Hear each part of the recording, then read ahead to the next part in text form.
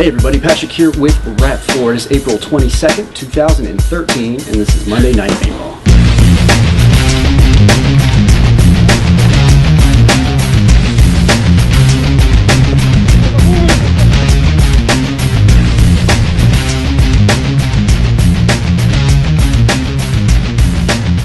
Alright guys, time for some paintball news and industry trends. For those of you going to Super Game 45, for the first time ever, they're going to incorporate a sniper competition into the event. This event is being put on by the Moon Gobi brothers. It's going to be on May 3rd and 4th, and it's going to involve targets that are anywhere between 15 and 70 yards away.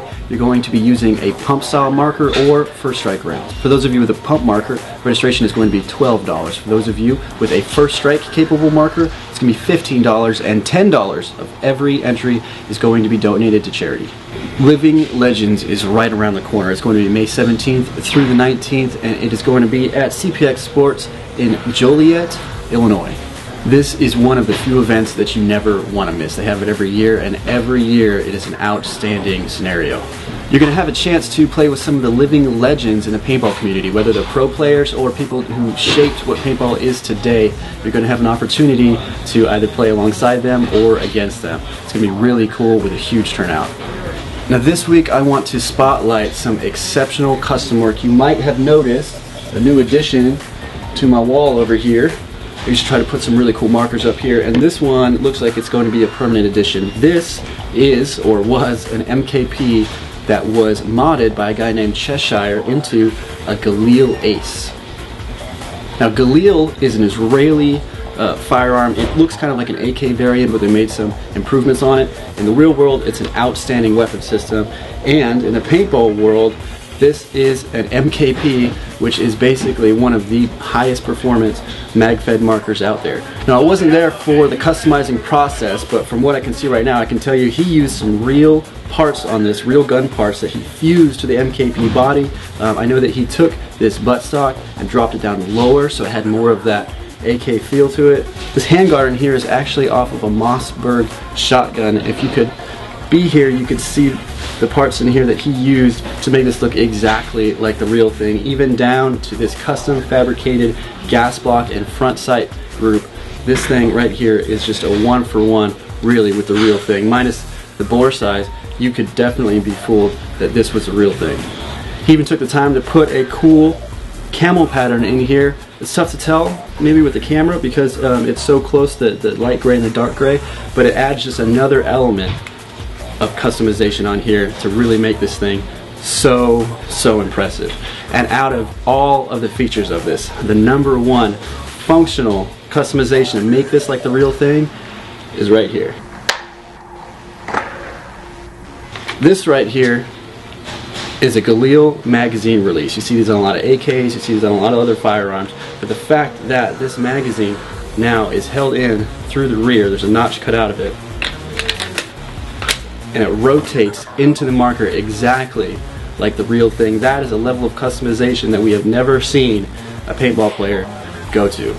Now the man who created this by the name of Cheshire mentioned that he was considering selling it, and that's all Omar needed to hear. He jumped on it right away. He wanted to add it to his collection. He intended on putting it on the famous gun wall that you guys saw in the making of the 468 video, but unfortunately I'm going to have to commandeer it and put it over here in a place of honor on the Monday Night Paintball Wall of Fame.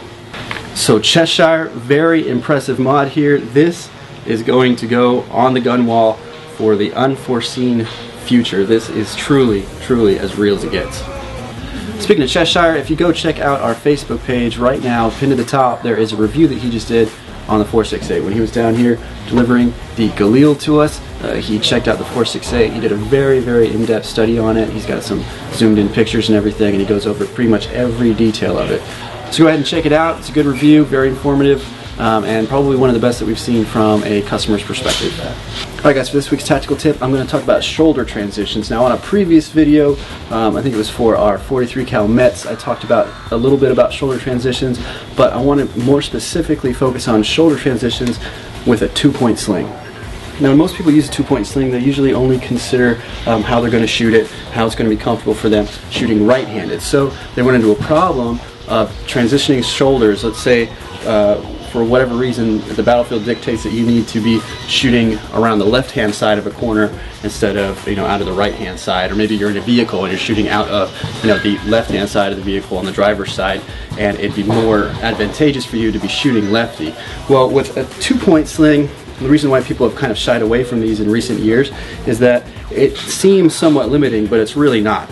If you're to use this sling in a very typical manner like this, it's kind of limiting in that if I wanted to switch shoulders, basically hanging myself on it. But if you hold it in just a little bit different way, if you go ahead and get your hand and your arm right up through the sling like this, so that only your elbow is outside of it, everything's inside except your elbow.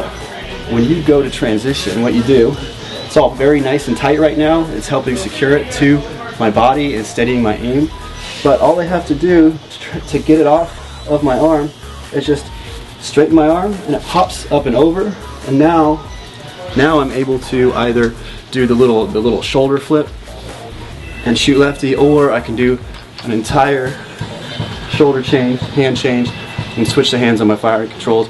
And now I'm shooting lefty. Now, ideally, just because it's around my neck and not around my body right now, this isn't a way that I want to be for very long. But if I just need to get up on a corner and flip around and start shooting like that, you know, I can. It's really simple, but somebody had to show me that, so hopefully it helps you guys out who are running 2-point slings out there in the battlefield. You know, maybe make you a little bit more effective in those urban environments. And if there's anything you'd like to see for next week's tactical tip, just go to our Facebook page and let me know. You can either send a PM or post it straight to the wall.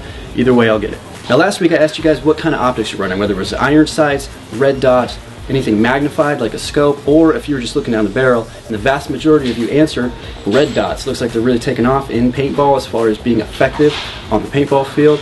Very cool. And that brings us to this week's topic of discussion, which is paintball pistols. How many of you are running a primary and secondary weapon system, meaning you have both a paintball marker like rifle type and a pistol? Go to our Facebook page and let us know. Alright guys, thanks for watching. Now remember, Monday Night Paintball is your show. We make it from the content generated from our Facebook page, so if there's anything you'd like to see in next week's episode, just go to facebook.com/rap4usa. Let us know. Looking forward to hearing from you, and we'll see you out there.